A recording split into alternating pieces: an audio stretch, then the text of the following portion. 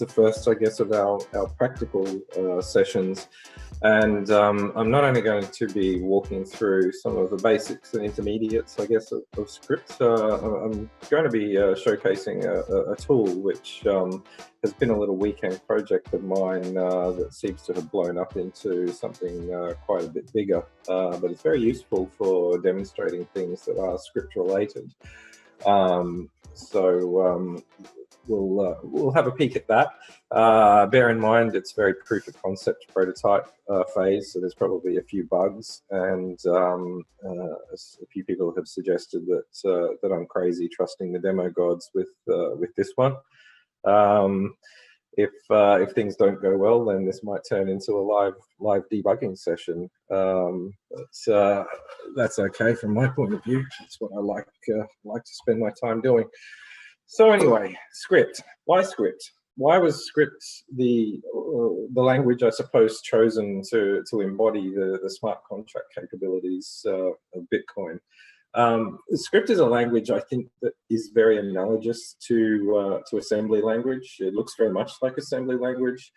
The bytecode also looks very similar to the bytecode that you see in a Java virtual machine and other virtual machines. That means that it's very compact. You can produce very compact code, and it's code that actually seems to work very well on small microprocessors, because it's a stack-based language, and the way that stack-based languages work internally is quite similar to the way the CPUs work internally. It's also very fast because it literally does compile down to assembly that's not very different from the native forth. And as I say, it's used very frequently in embedded systems. So tiny little CPUs in IoT devices. These are places where you often see forth coding being used. It's also used a lot in military applications because if it's well written, forth can be incredibly resilient. So I mentioned embedded systems, which are very tiny resource-constrained systems. And in fact, there's some analogies to be drawn here with a Bitcoin transaction, which is not to say that the transaction is resource-constrained. It's designed to be run and evaluated by miners in massive data centers who have plenty of resources. But it's resource-constrained in the sense that it actually has a cost, and you want to keep that cost as low as possible. And so forth basically enables you to express functionality forth-like languages enable you to express functionality in a very compact and efficient way, which is kind of what makes it an ideal fit. And I'm very curious to hear Dr. Wright's explanation on why forth was a choice, or the choice rather, for a programming language to be built into the heart of Bitcoin. But being a very low-level language, it's also a foundation for much more developer-friendly things. JavaScript is a very, very popular programming language today, probably the most popular when you include the Node.js incarnation of it. And it's very, very user-friendly. In fact, I'm going to be demonstrating a couple of things using JavaScript today. But JavaScript fundamentally runs on top of assembly language. JavaScript is interpreted. The interpreter is written in C or C++, I'm not 100% sure, which compiles into assembly language, which then compiles into native machine code instructions. So we can do similar things with Bitcoin script, and I'm certainly not the first person to experiment with this. The script team have a different approach, which is an equally valid approach, which I think is better for some use cases. But this lower level approach that I'm about to talk to you about addresses others, where script may be more of an instruction than you actually need. So, script hacking for fun and profit. So here we have a couple of IDEs. To begin with, I want to talk to you, I guess, about the developer experience so far. Bitcoin script is a nasty language to look at. quite frankly. I've got a script here, a sample script, which I'm going to show you, and I'll just expand this so that you can see it unimpeded. This is a form of accumulator multisig, which is a script pattern that can basically replicate what multisig does right now. And if you look at it, well, it's kind of ugly. If you can read it and actually discern what's going on in the code, then you're a better coder than I am. But let's look at a few ways that we can try and improve this in terms of its readability. And just before we go there, I'm just going to give you a bit of a hint as to what this tool that I've been talking about is all about. And run the script. And oh, I forgot to show the output screen. Let's just do that again one more time, shall we? So I just want to quickly familiarize you with this tool because we're going to be using it the whole way through. So here we have a script, and on this side we have a script parser, and this is basically a text file. In fact, it's an SDL text file, which stands for Script Definition Language. This is more than a parser, in fact. It's a parser, compiler, and executor. It's not quite gotten to the stage yet where we can have an interactive command line the way that you can do with Python and many other languages, but that's certainly something that's coming. So every program that we run through this goes through a life cycle.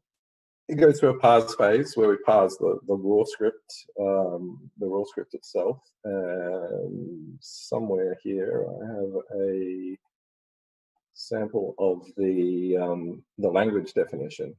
This is Antler. Antler is a grammar parser.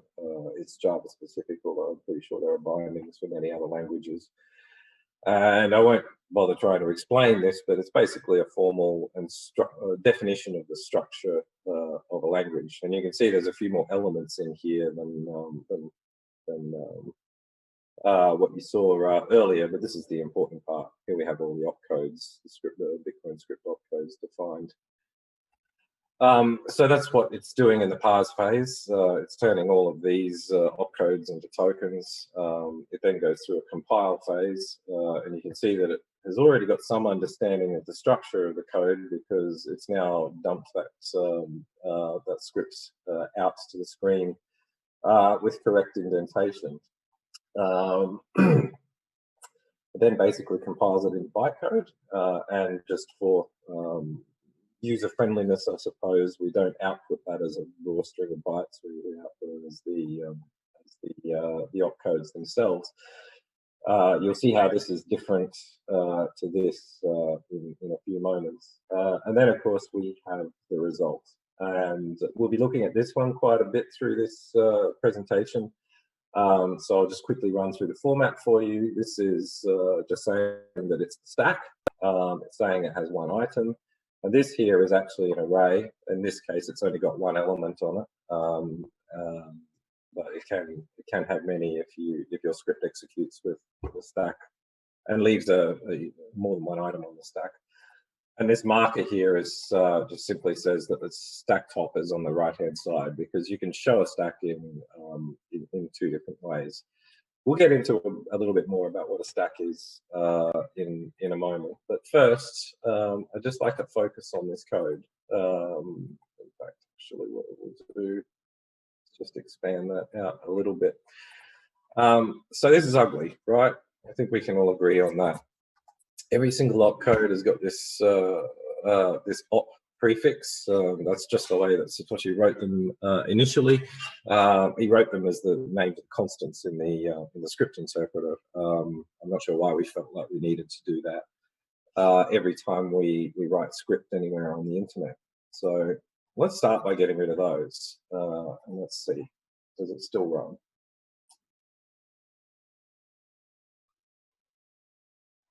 So my Java virtual machine is just warming up, so it'll start getting faster in a moment. Okay, so it still runs. Second, we've got this horrible note. Well, you'll notice here that a lot of these numbers, op1, op0, op2, for example, are actually opcodes. They've been turned into integers by getting rid of the op prefix. And integers are actually a valid way of pushing data in this script definition language. Next, we've got this horrible greater than or equal. In most languages, you write that like this. In some languages, you write it this way. Well, that would go a fair way to making this a little more efficient. So let's try that first. Still work? Yes, it does. Okay, so the script definition language has actually introduced aliases. Can we take it a step further and use, oops, let's actually try replacing that.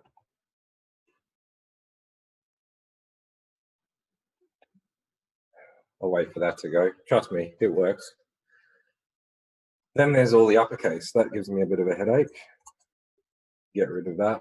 That also works.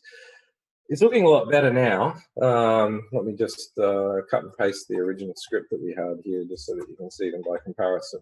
But it's still kind of tricky. It's still kind of nasty. We can do a few more things here. One add simply increments the top item on the stack. It's very similar to the ++ operator in a lot of languages. From alt stack is a mouthful. We can shorten that to FAS. In fact, we can go quite a lot further. And right here, just to save you all the trouble, I'm going to just cut and paste a form where I've put all of these optimizations in place and, in fact, added some indentation. So that starts to get a lot more readable, but if you're used to kind of native JavaScript, well, it's probably still not the most readable code that you've ever seen. So the other part of the usual developer experience of script is that, well, to put it quite bluntly, it's horrible to debug. Right now, we run a script and we're really lucky that this one actually works. If a script fails, usually what you get out of it in terms of debugging capability is a message that says that it didn't work. Quite literally. It doesn't tell you where, it doesn't tell you anything useful. So let's break this script. I am going to insert, do it in uppercase just so it's easy to see, 9 pick. And now let's just jump over to definition of opcodes here. What does this pick do? So it takes the item n back on the stack, in this case n is 9, and it copies the item to the top. Now this one is probably going to fail because at this point the stack has not got 9 items on it. So let's just run it and see what happens.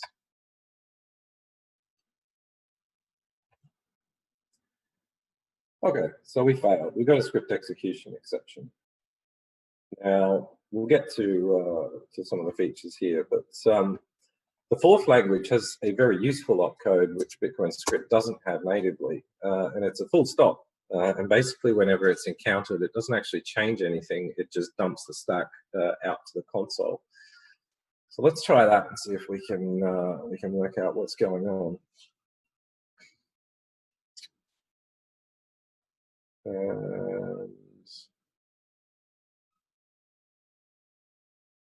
And it's made a liar out of me.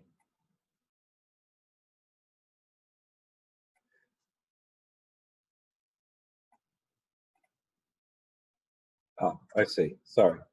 It's failed because the dot came after the pick, and the pick is what's actually causing it to fail. So let's just try that again.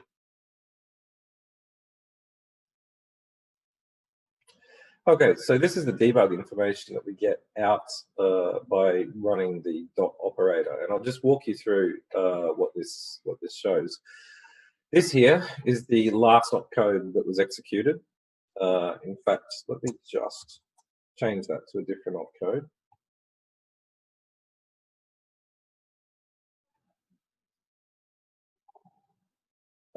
No, let me not change that to a different opcode.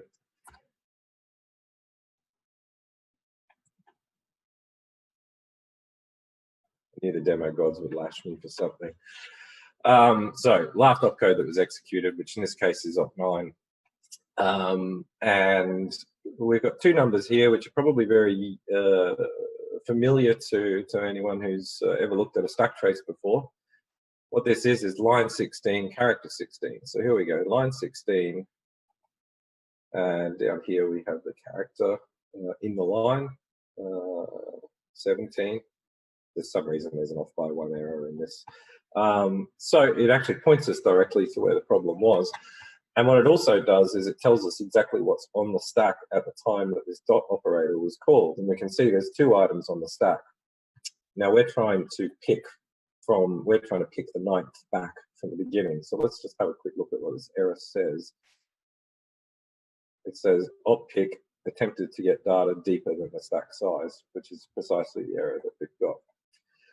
So this dot is a useful debugging tool, and it's a very valuable mechanism for peeking inside what's going on inside of the Bitcoin script. But it can get a whole lot better than that. The developer experience is something that really needs to improve so that we can attract developers to start working on Bitcoin scripts in new and interesting ways and discovering the capabilities and the potential of this fantastic tool. So let's just dive in quickly to a few basics, I guess, of scripts. And the first thing that we want to talk about is a stack. Because everything in the script language and in Forth is based on the stack. So let's just push a few things. A stack is basically a data structure that allows you to put things on the top and take things away, take things off the top again. We'll dig a little bit further into what other operations are allowed, but a simple way to think about it is that it is analogous to a stack of paper on a desk. You put things on top, you pick them up again, usually from the top of the stack. So let's just put one more item on the stack. So typically we refer to adding an item to the stack as pushing, removing an item from the stack as popping.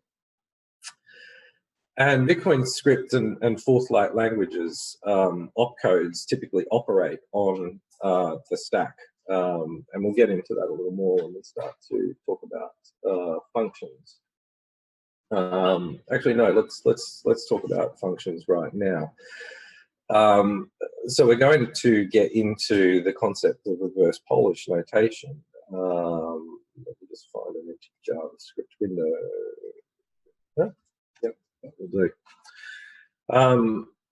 So expressions are a really sort of fundamental concept in a lot of languages. So let x equal 1 plus 2. So this is basically JavaScript. It's quite possibly compatible with several other languages because this is so common. Now we're not really concerned about this part here on the left. What we're concerned about is on the right-hand side, because this is assigning a value to a variable. And the right-hand side of these assignment operations is typically what we call an expression. And you can stick an expression in lots of different places. It could be a function parameter. It could be part of a for loop, and of course, variable assignment, etc. So this is how we are accustomed to writing expressions. But Forth uses a different type of notation called reverse Polish notation. The 1 plus 2 is actually written 1, 2 plus. And I'm going to just quickly delve into another spoken language for a moment, which is Japanese. And let me just expand this while we do this. I did have a Word window open, but I had a bit of a crash happening before, so I'm not quite as ready with that as I would like to. So a traditional expression can actually be discussed in the same language that we talk about verbal languages like English, for example. 1 plus 2. There's a subject there, there's an object and a verb. The verb is to add or plus. 1 and 2 are subjects and objects. They're both nouns. So let's take a more familiar English word. In English, we might say, I walk to school. And the expression "I walk to school" allows the listener to discern something about a change of state. The state change is that I was somewhere, wherever I was when I actually made the statement, I will walk to school. And the result is that they now know that you are at school after you've executed on that expression. And it's very kind of neatly broken up into I, which is the subject, walk, which is the verb, and school. And you can see it's in the same kind of pattern, I guess, as we have here in a JavaScript expression. Now let's just jump to another language for a moment. So subject, object, verb. We are going to switch to Japanese. And my Japanese is terrible, so I did rely on Google Translate for this, and I don't know how good Google Translate's Japanese is. Evan can probably tell us. So this here is Japanese equivalent. And the word watashi wa, which I've misspelled, is the equivalent of I. Just put those on separate lines, make it easier to see. This one in the middle, which I'm not going to try and pronounce, is walk, and school is gaku. Okay, now what you notice here is that it's actually in a different order. It's subject, object, verb, or to rewrite it in English, I, school, walk, which is actually the equivalent of the reverse Polish notation. Now, whether either form of notation or ordering of expression is better for a spoken language is a matter that other people can debate. But for a machine, the reverse Polish notation is actually the more natural of the notations, simply because a verb is actually supposed to do something. It's supposed to affect a state transition, and a state transition means that you have an initial state and then you have to change that state into a new state, and the new state is dependent on what that initial state is. So you need to effectively change, so in order for you to actually perform that state transition, you need to know what both of those data items are. Think about, if I decide I need to walk, I can't walk unless I know where I'm going to walk to. So in a machine world where if I'm a CPU and I need to process this instruction, I need both pieces of data, I and walk, before I can process them and actually execute the walk, which effectively ends in a change in notation. So let's just quickly build this thing in Java.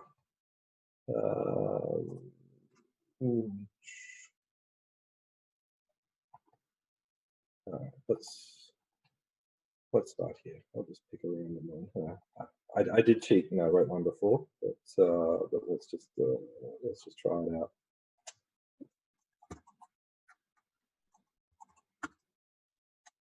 Because I want to walk you through the structure here. So a person is a class. It's an object. It has a name. In my case, it's just going to be defaulted to Shadders. And a person also has a location.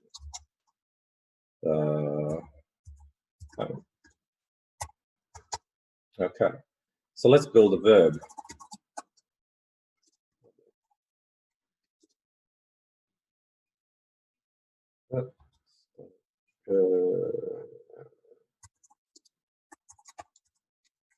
And the verb is go. Person 2, person, string, location. So, P, person 2. Let's execute the function. 2P.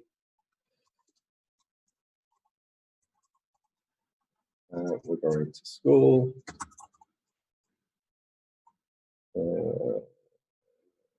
CP name is the location. So you can see what that's actually going to do. Oh, sorry, I have kind of screwed that up, haven't I?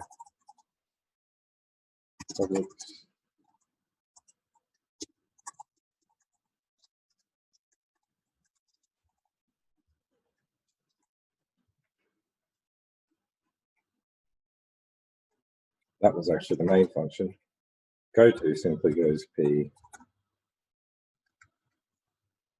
person location equals location. So that's executing the state transition. So let's just try and run this. See if it will work.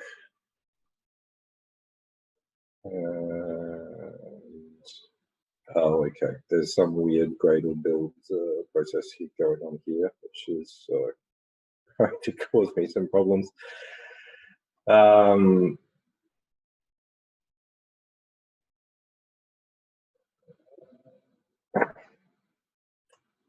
This is what happens when you taunt the demo gods. Oh, okay. All right, well, we have a result. Shadders is at school. So anyway, the purpose of all of that was to demonstrate the concept of state transitions and how they impact internal machine structure. So expressions, we've talked about kind of a very simple form of expression, which is in this case only got two operators, and in terms of mathematics, we're commonly, we're very accustomed to using those. If we want to do something complicated like multiply by 8, we actually have implicit rules that break all of these operations down, so that it's actually a pair of operations, and each operation has two operators. And in this case, this now breaks down into 1 plus 16 is the equivalent expression. So let's just think about a function, sum 1 16. We basically express the same thing. So how is that actually functionally any different? Well, if we add this here, then it's only different in terms of its brevity. But if sum happen to be a more complicated function, that's part of the reason why we would want to do that. But an interesting thing to note here is that expressions like this are what we call compile time expressions, where all of the inputs are actually known at compile time. So there's no need for us to even bother doing this. We can simply execute the addition at compile time and store this as a constant. Almost all compilers will detect this this sort of condition, and as a runtime or a compile time optimization, replace those with inline constants. So functions are probably more expressive than expressions because they can take many inputs, but effectively they're mechanisms of encapsulating the concept of state transition. So compile time and runtime are really important issues, I think, to talk about when it comes to Bitcoin script, and particularly with this script definition language. because compile time and runtime really kind of have a big impact on any inputs to a function that you know. So let's say in this case, x is actually a. Now we don't know what a is, which means we can't reduce that, that expression down to a constant value. We have to actually wait until such time as a is provided to us. So that means that at compile time, I can write code that allows me to make use of a, no matter what a is, or sorry, make use of a value that is one bigger than a, no matter what a is. And that's useful because you don't necessarily know what inputs you might need to a function until later. And it also means that you can write one function that does the job many times for many different input values. So when we talk about compile time and runtime, compile time is the point where you've written the code and you actually turn it into code.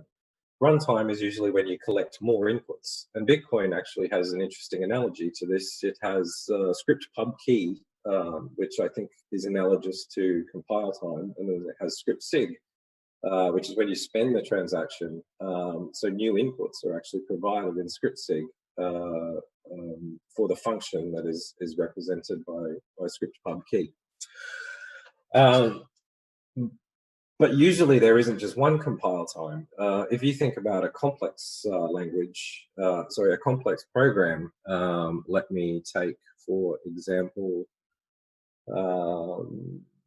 this one here. IntelliJ has this lovely feature where it allows you to look at external dependencies, and these are all Gradle dependencies. These are all libraries that I'm actually making use of. Now I'm still at compile time because I'm writing my code and trying to compile it. But these guys have already compiled, so there are actually multiple chains of compile time, because when they built that library, they didn't necessarily know what inputs I was going to provide to their functions.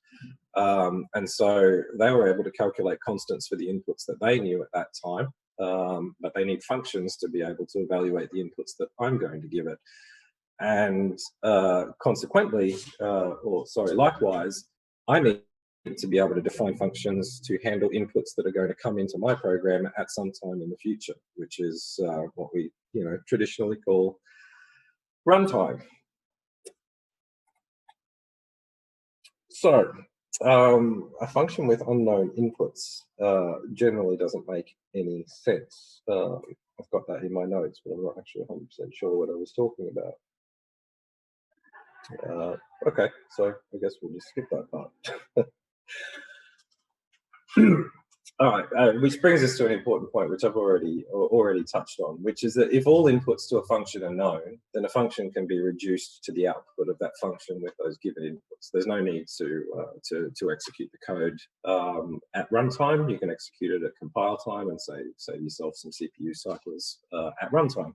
And that's great because usually you compile a few times and you run many more times for each compilation. So let's just take a little dive into the script definition language. And I'm just going to talk you through a few of the features. So we've already gone through the life cycle phases. Where's my output screen? Yep. And we'll delete this. So the first thing I want to show you, I think you probably might have noticed already, is we have comments, and you might notice that there's a syntax highlight of syntax highlighting and whatnot there as well. That's because this is actually living inside an IntelliJ plugin that is fairly rudimentary, but it has a few other kind of basic features. More of them are coming. You can also comment using basically the Java and JavaScript forms of block commenting. Luckily, if you want to block comment out large chunks, we do have a block commenter part of this plugin, so that's a huge time saver. Variable use. So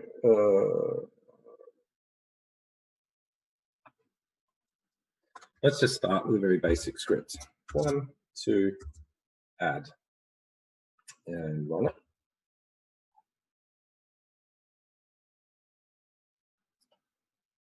And here we go. As you would expect, we've added 1 and 2, and we've ended up with 3.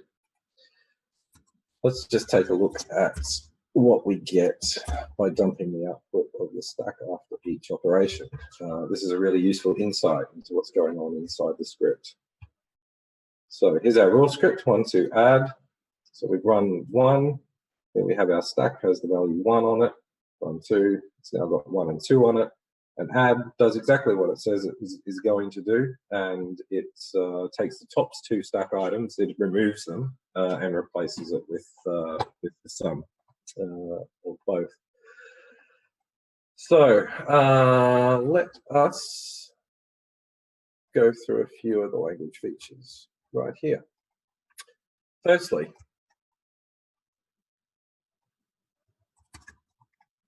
we can define variables, and we can define several different types of variables.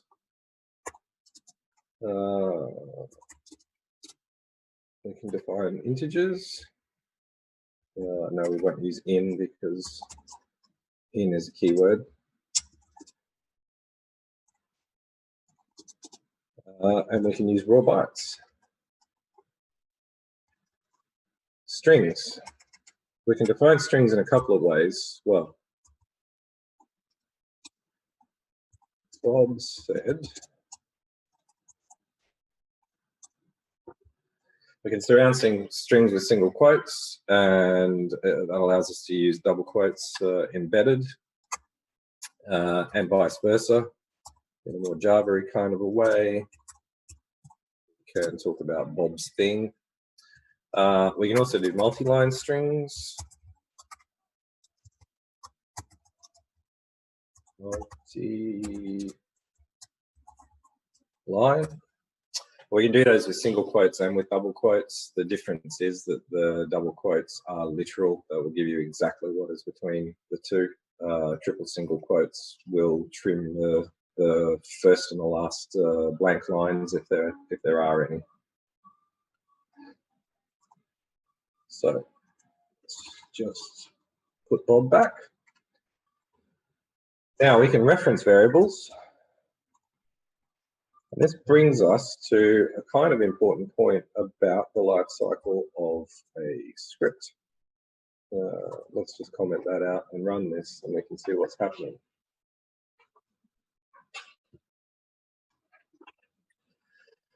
So the parse phase. Now the compile phase, this is kind of important. What this is actually doing is it's emitting script. In fact, this is what I call it internally. There's the emitter phase, and then there's the execution phase. Now the emitter phase is very similar to what a compiler does. It takes the inputs language with all of its syntactical sugar, etc. It does things like strip out comments, and it turns them into, well, C turns it into object code before it gets turned into machine code. In this case, our object code is the same kind of thing as Java bytecode is in JVMs, or in the Bitcoin case, it's Bitcoin script. So this basically strips out all of the extra stuff, and you'll see a little bit more of how that's important shortly. So the parse phase doesn't really tell us much right now because it will parse successfully. But you notice that these things have disappeared. There's no trace of them anymore, and that's because these are actually compiler directives. They tell the compiler what to do, and so this let statement has internally allocated a variable Bob. And whenever I reference a variable in this context, the way that I have, what it's actually saying is take the value of Bob and turn it into a push data operation. So Bob is actually a push data operation, and let me just do it in a more Bitcoiny kind of way that you might be used to. And here we go. We've pushed this hex string, and here we have it there on the stack. So let's just let Bob be Bob again.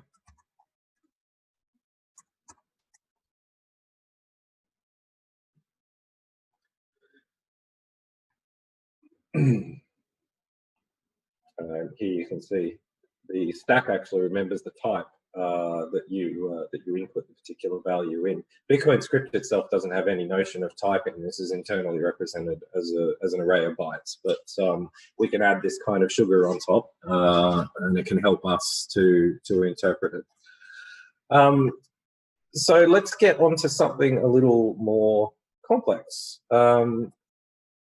It's all well and good being able to have variables, etc. But how do variables become useful? Well, let's just delete some of this stuff here. What we've got here is something that looks very much like a function definition, but you notice the keyword here is different. I've used the term word, and that's because in Forth, a word is actually something kind of different. So here, I have a word definition. If you want to define a word in Forth, it looks something like this. The colon operator basically says I'm defining a function. This is the name of the function. In Forth, the parentheses are actually spaces. The parentheses actually denote comments, so we can delete those if we want to.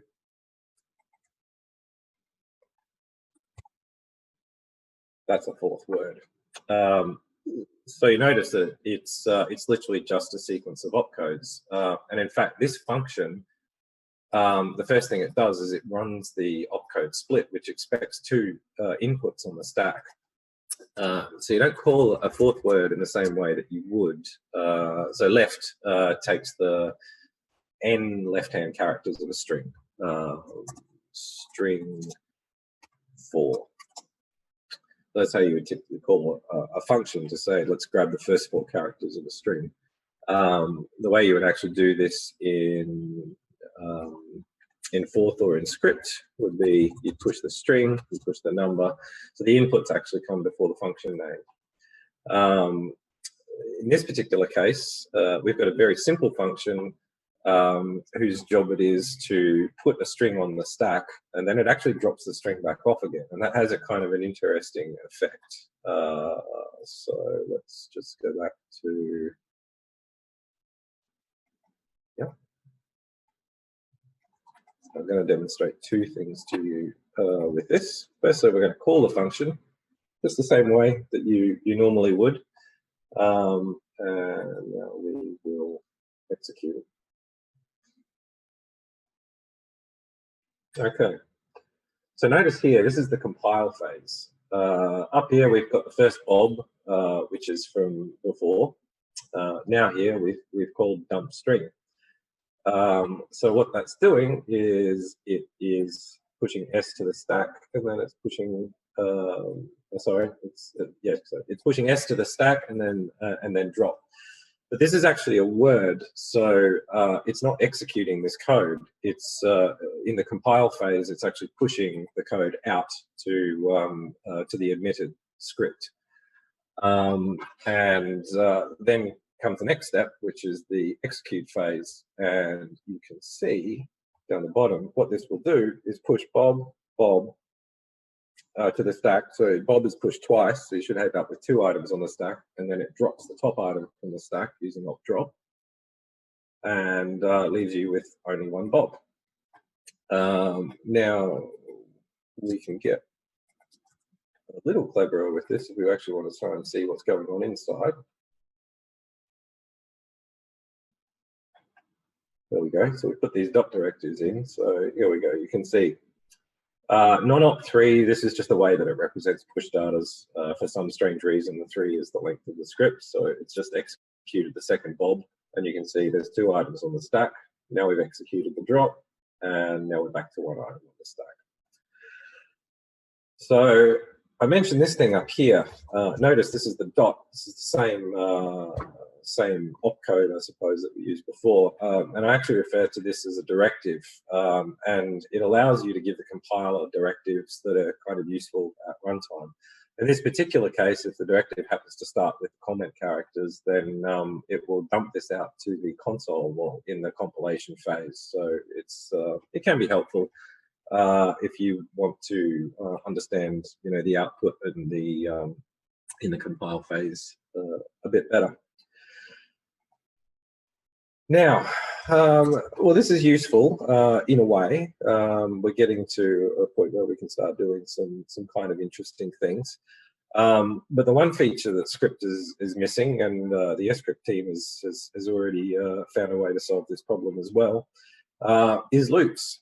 How do I run the same code over and over again without having to type it over and over again? Well, it turns out the Script doesn't actually have any kind of a loop operator, and that was quite a deliberate design choice, I think. And Craig will be able to enlighten us on some of the reasons why. But that doesn't mean you can't do loops in Script. You just can't do them at runtime.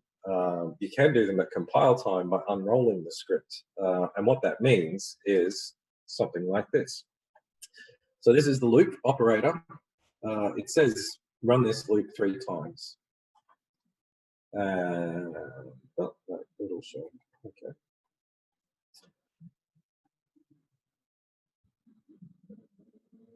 And you can see what this comment thing is useful for now. Sorry, let me just get rid of those things there.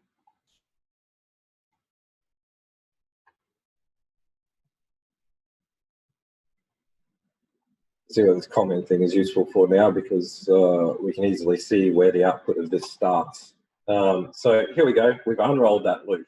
And in fact, there are some compilers for other languages that do this for short loops. They'll unroll them. It's called inlining, where it's actually more efficient to just repeat the code a couple of times than it is to execute jump operations and all of the other sort of housekeeping that goes with running loops. Okay.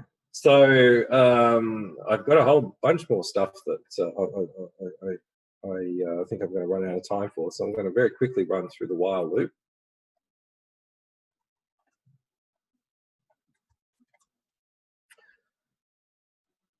While loop allows us to impose conditions. Now, what is this strange thing here, the second parameter?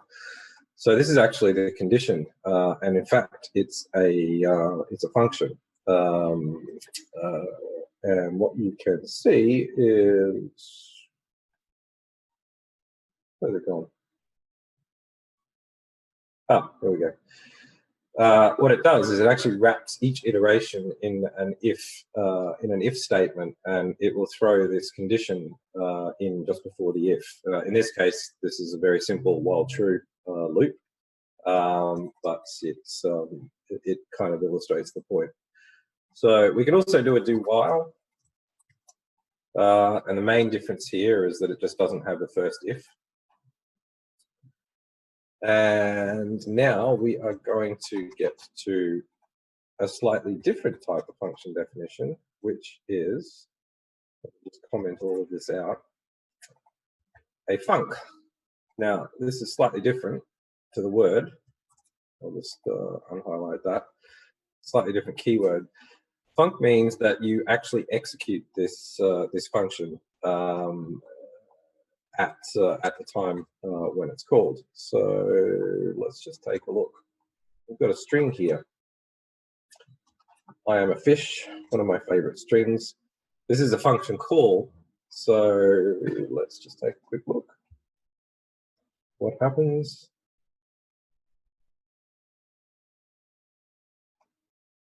Okay, so notice what's happened. It's actually a compile phase. It has executed this length function by pushing this string here onto the stack, running the size opcode. Whoops. Not sure why I just took a screenshot. And then the nip opcode.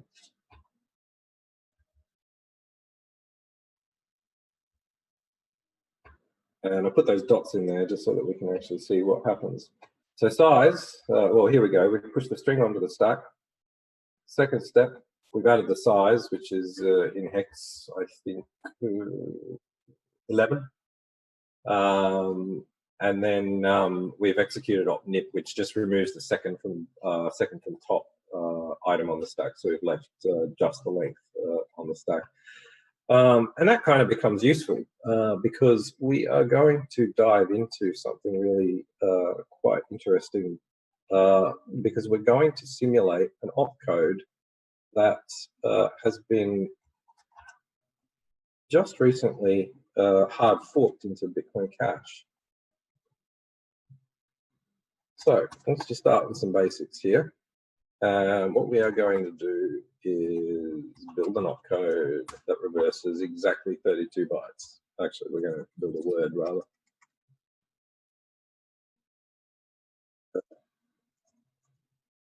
Word. Type reverse 32. And B is a string that we're going to input. So we're actually going to make use of a couple of loops here, which just to speed things up, I'm going to copy and paste. And let's execute it.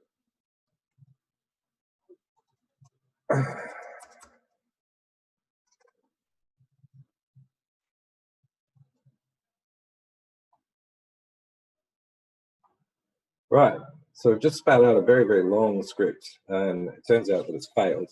Why? Because we have tried to execute it with a string that is only 4 bytes long. Let's just change this so we only loop 4 times, and it'll make our script not only much more compact, but it will also make our script work. So here we can see this is the value that we put onto the stack initially. Just use 1, 1, 2, 2, 3, 3, 4, 4 to make it easy to see. And this is what we've got out of the end. And that's basically just split this whole thing up into single bytes, and then it's reassembled them in the opposite order. Now I'm just going to show you one last thing before we end up in Q&A.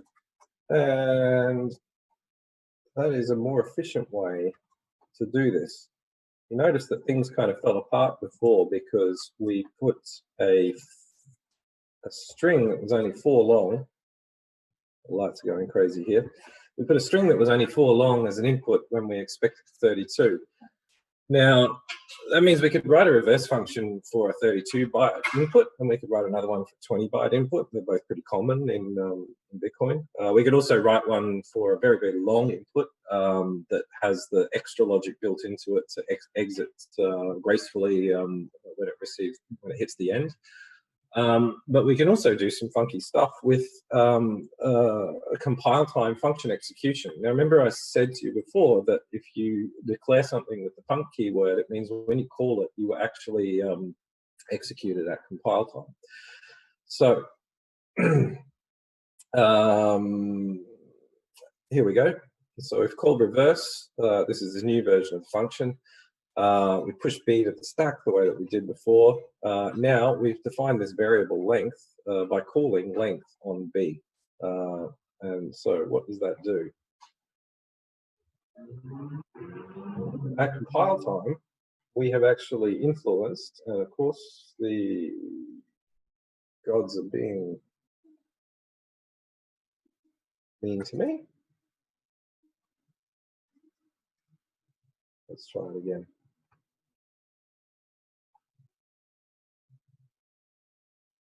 At compile time, it has dynamically determined how many iterations of this loop we need and spat out exactly the correct number.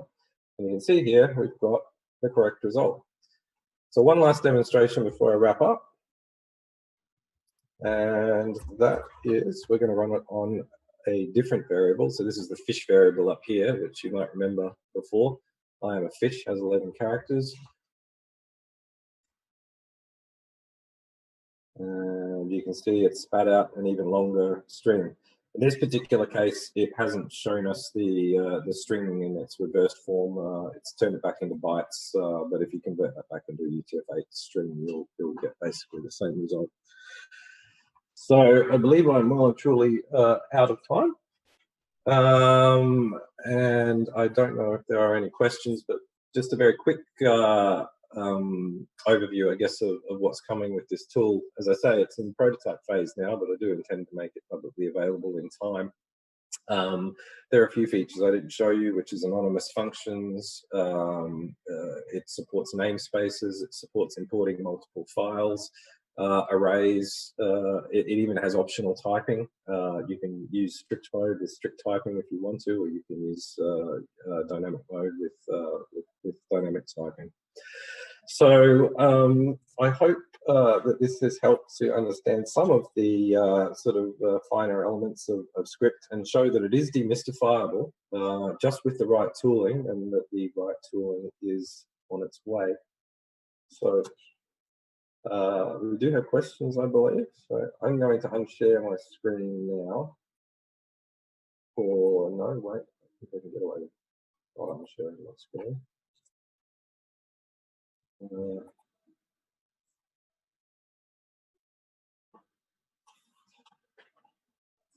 Okay, so first question. Is nChain exploring baking the opcodes into silicon chips yet? Chuck Moore, the inventor of Forth, demonstrated immense scalability in this area in the past. I think, I mean, no, the short answer to your question is no, we're not investigating that, but a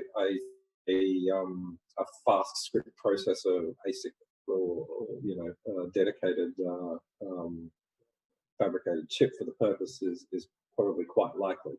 Having said that, I think there's numerous other optimization techniques that are also likely to get explored, but it really is a function of the economics. If there's enough money in being able to optimize Bitcoin script, then someone will invest in ways to do it. So John Pitts asks, is it valid in Bitcoin script language to use more than one op push data such that a UTXO could have greater than 4 gigabytes of data in it? This is the second time you've referred to more than 4 gigabytes today, so I'm guessing you've got a bunch of data you want to use. Yes, it is. 4 gigabytes is the maximum for a single push operation using op push data 4, but you can use as many of them as you like.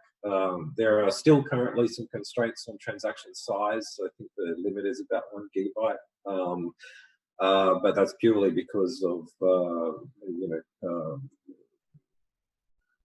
code support issues, etc. And that's being actively worked on. So there's no reason why that won't increase. What is the usage of opcode separator in locking scripts?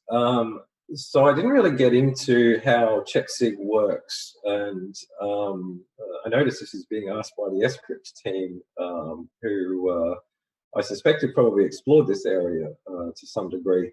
The advanced usages of code separator, to be honest, it's a question better asked to Craig, because I have not spent a huge amount of time talking about it, thinking about it. But fundamentally, its purpose is to limit the scope of a signature, so that you can allow parts of the script to be changed after the time when signatures are added. And I think this potentially allows multiple parties to help build the script together.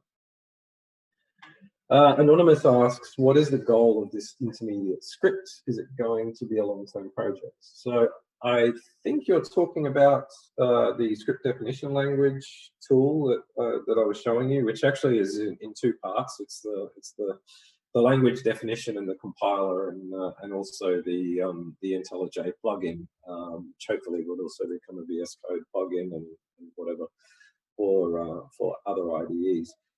Yes, I think this is a potentially valuable tool. I think it occupies a different space to script. I don't think it's a competing product. In fact, I have a funny feeling that, that this tool, when it reaches a little more maturity, might actually become integrated into script as a kind of an under the hood service that can provide additional functionality. But I'll no doubt talk to the script guys about it at some point. John Pitts asks, before code is put into the stack, is the area where the script is stored called a stack also? If so, what is its name? Okay, so you're asking about dual stack architecture. There are actually two stacks in scripts. In fact, there's three. There's the if stack, which doesn't get talked about much. It's not very useful for the person building a script. But no, the Bitcoin script is just a sequence of bytes that's fed into the Bitcoin script interpreter. It's not sort of considered a stack. It is broken up into logical chunks by the internal code, but it doesn't sort of share that same kind of concept. The alt stack is just a second stack that you can use to put data as you're doing things, and that's probably an entire presentation in itself to talk about the uses of the alt stack. Can Bitcoin be used right now for high computation like ray tracing and physics simulation using script? Well, I think the script language possibly could be, but I'm not sure why you would want to do that on chain and make many people do the same computation when the output is an image. If you wanted to prove that a particular input creates a certain image, then yes, you could put the algorithm somewhere that allows anybody to run that algorithm and verify for themselves that that's the case. But if you want all of the Bitcoin miners to do this, well, it's going to be kind of expensive. So Tom Zell asks, do you think Satoshi was aware of the pushTX hack when creating Bitcoin script? This is a really good question. And I'm actually going to ask Craig about this very shortly. It's one of those interesting cases because by making use of opchecksig is one of the only actually is the only opcode that imports any kind of external state into the script. That is data that is actually outside of the script being made available, and it doesn't actually even import the data, but it makes use of the data in such a way as you can cleverly use opchecksig as a kind of a comparison operator to check if an input is actually the transaction that you're running inside of, which is kind of metaphysical. But, so the answer to your question will probably come from Craig. Degan says, this demo shows that this would be useful now, even if unfinished. Please may we play with it. I had a feeling this question would come. The answer is no, because I'm a perfectionist and I'm not going to put this out half-assed, but it has reached a stage where it's ready for me to, I think, hand over to an nChain dev team to start building further on. I do get that. I mean, I wrote this because I wanted it to be out there and usable, not least for the purpose of people actually being able to debug scripts effectively is one of its most urgently needed use cases. So even if I have to like chop that part out and refine it and release it sort of first, and the rest comes later, then that might be an option. But rest assured, it's my priority to get it out there as soon as possible. I've got two more questions. Yep. Okay. We'll go to the last one first. Are you looking into making opcode separator in the unlocking script useful? So I think that would probably involve changing the functionality of opcode separator, because it's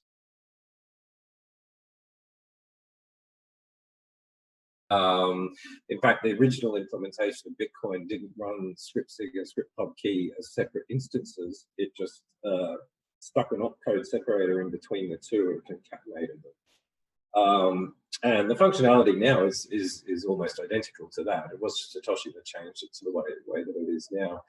But opcode separator stops the signature from looking at anything that came before the opcode separator itself. And it also already doesn't look at scriptsig, so I'm not sure what opcode separator in there would change. Craig might have other ideas, but I'm not aware of them at this point. And final question, is there any strategy for recognizing what a script is if the script is not standard? Pattern matching. Well, this is a really interesting question coming up right now, because I mentioned earlier with, I think I was talking with Owen, that one mechanism for embedding data in a spendable transaction is to take a standard pay-to-public key hash and then stick op return on the end of it with some data. And it turns out that breaks quite a few wallets. They don't recognize that as a pay to public key hash transaction anymore. So scripts can vary. And is there a strategy for recognizing what a script is? I think pattern matching is part of the solution. I think it's probably the earliest solution that we'll see. But I think we'll see a few other clever ones as well, with some dynamic ways of describing scripts and script definition language. scripts are a part of that. So that's a clue. I'll have more to say about that in a while.